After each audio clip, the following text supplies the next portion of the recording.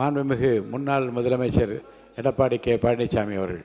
மாண்புமிகு பேரவைத் தலைவர்களே, நிதியமைச்சர் நல்ல விளக்கத்தை கொடுத்தாரு. இதில் ஒரே ஒரு கிளாரிஃபிகேஷன்.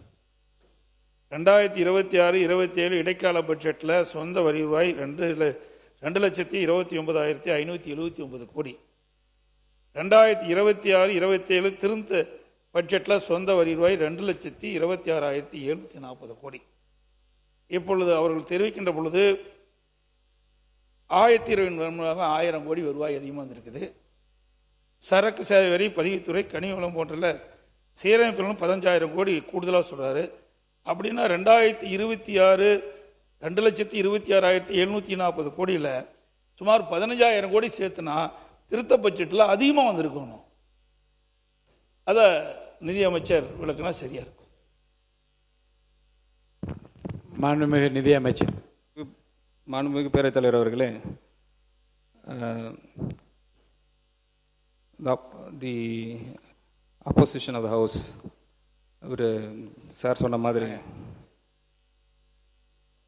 சப்ளிமெண்ட்ரி அக்கௌண்ட் எடுத்து பாருங்கள். 2025-26 ஆக்சுவல்ஸில் எஸ்ஓடிஆர் மட்டும் நான் சொல்கிறேன்.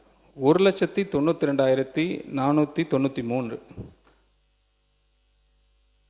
ஆனால் அவங்க இன்ட்ரீம் பட்ஜெட்டில் 2026-27 டிஎம்கே கவர்மெண்ட் தாக்கல் பண்ணிட்டு போனது 2,29,579.